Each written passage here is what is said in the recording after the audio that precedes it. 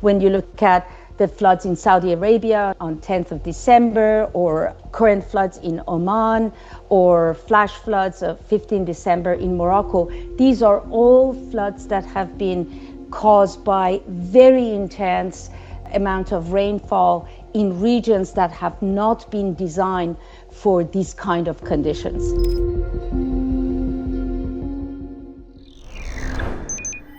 Third world countries and generally most vulnerable communities are disproportionately impacted by floods for a number of reasons. First, because of high exposure, low-income households or vulnerable communities often live in high-exposure locations, which could be floodplains, informal settlements, unstable slopes, and not well-maintained urban areas, which really significantly increases the impact of the extreme, precipitation. Second factor is that in developing economies, maybe not as much investments are dedicated to building resilient housing and resilient infrastructure systems. So homes are more likely to be poorly built. There might be lack of drainage system, which definitely, for example, further exacerbate flood conditions, or there might be lack of flood protection systems.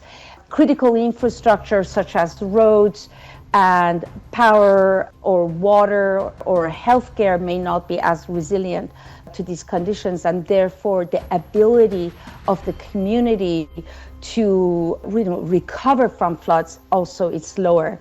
There's also limited prevention and protection measures due to limited resources in developing countries, and fewer resources, for example, in investing in risk reduction measures such as home retrofits, building flood barriers, and so on. Early warning systems is the first line of protection, and it's been demonstrated that effective early warning systems can significantly save lives. Now, to develop an effective early warning system, governments need to make sure that 4 critical components are in place. The first component is ability to forecast the weather conditions. For example, the duration, the timing, and severity of, rainfall and precipitation events. Now, the second thing that they need to do is to map where this rainfall is going to occur and in what ways is going to impact the population, their assets. The third element is to make sure that there are communication channels to communicate this information about risk of floods to those populations that are at risk. And countries need to also develop emergency preparedness programs and protocols so that in anticipation for a flood being any of the 3 kinds, population know exactly what to do and the government is prepared to move them away from high-risk areas.